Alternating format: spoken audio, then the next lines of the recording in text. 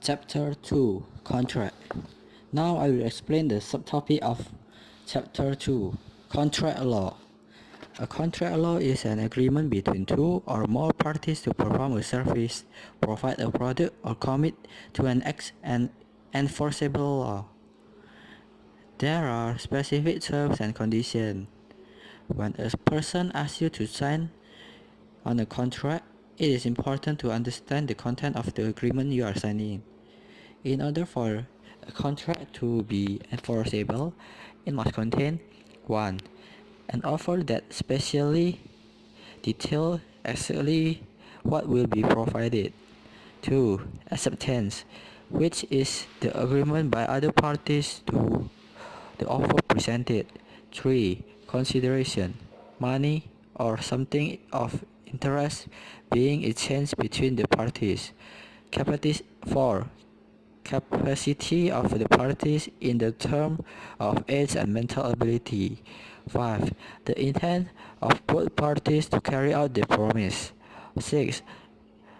Legally enforceable terms and conditions, also called object of the contract. In other words, a contract is enforceable when both parties agree to something.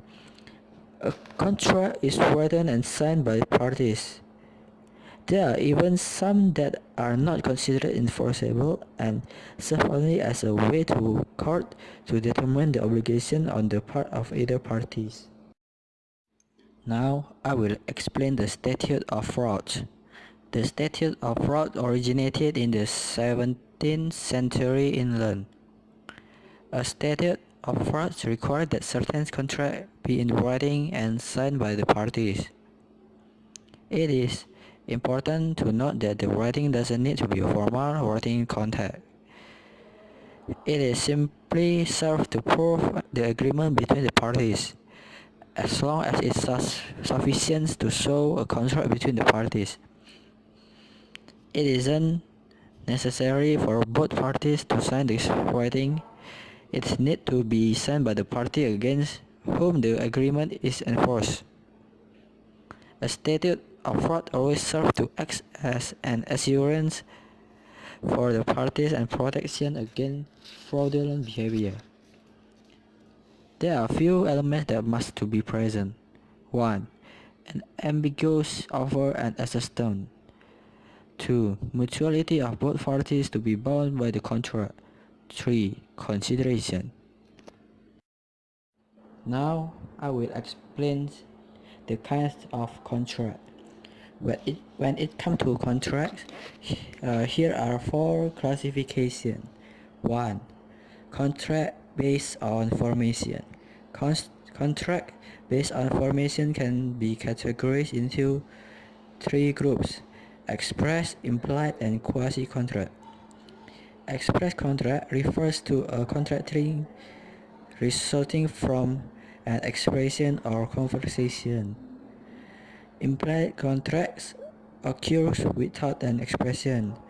A true implied contract arises from a mutual agreement that hasn't expressed by word. Quasi-contract, it isn't predicated on the consent of the parties involved and exists regardless of consent. 2. Contract based on the natural consideration. There are 2 types of contract of natural consideration. 1. Unilateral contract.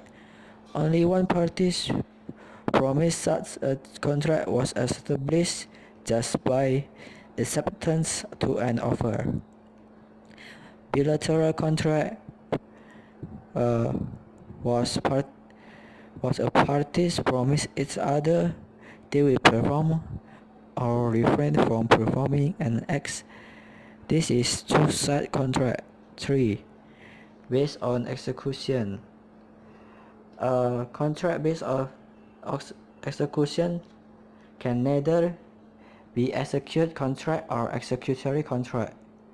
An executed contract is a contract in which performance is already complete to a certain extent. The term is a misnomer since a contract no longer exists once the parties involved have fulfill their obligation. An executory contract refers to a contract that obligated the participating parties to perform their obligation in the future. 4. Contract based on validity. Contract based on validity can come in 5 different forms, including valid contract, void contract, voidable contract, illegal contract, and unenforceable contract. A valid contract is one that is legally enforceable, while a void contract is unenforceable and imposes no obligation on the party involved. If a contract is established under certain physical or mental pressure, it is called a voidable contract. Such a contract may become a valid or void contract in the future.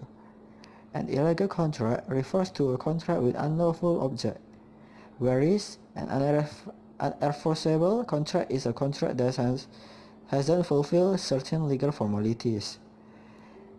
If you need help understanding of creative contract, different kind of contract in business law, that's the kind of what I'm explaining for today. So thank you for listening.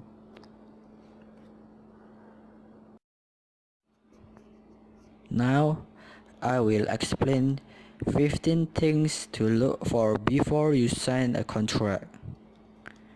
1. Negotiate the term.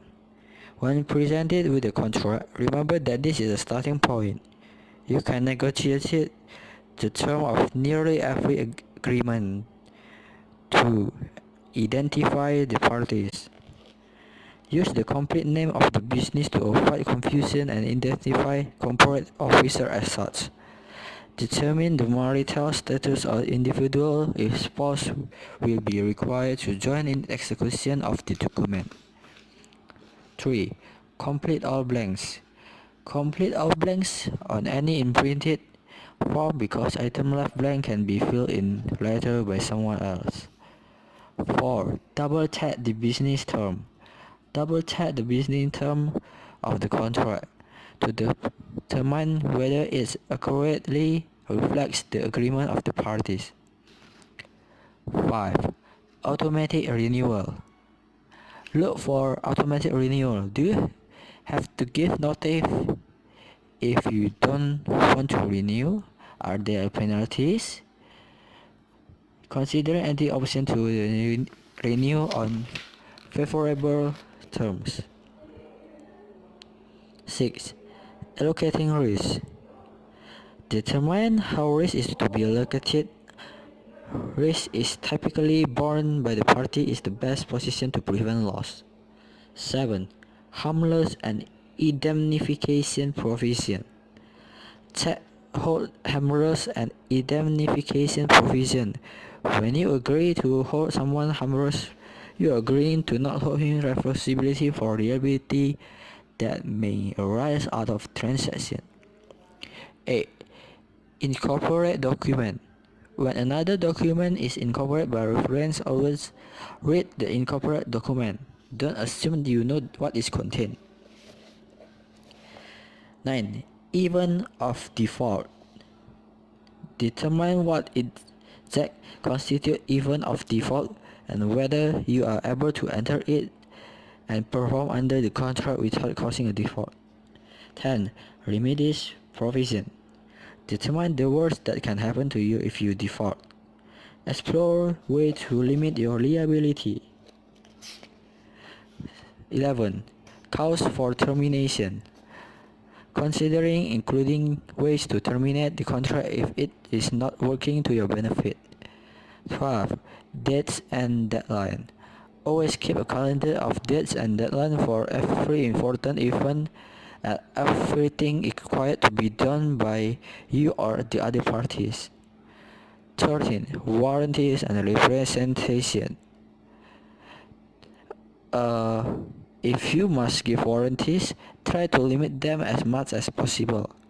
For example, a warranty in a deed might say that you were entitled to the property.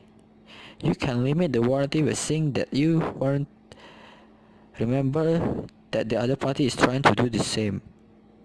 So what's for disclaimer or limitation? 14. Rights and responsibility. Carefully read the entire contract because rights and responsibility are typically scattered through the agreement. 15. Resolution of dispute. An arbitration of mediation requirement of time and money. It could be save you a lot of time and money. However, there are times when you need to go to the court to resolve the dispute. When appropriate, try to give yourself some flexibility. Thank you for listening to my description. It is important that you need all about the information about the contract, and that's why I'm already explain it to you. So get the idea completely and don't miss your contract. Thank you.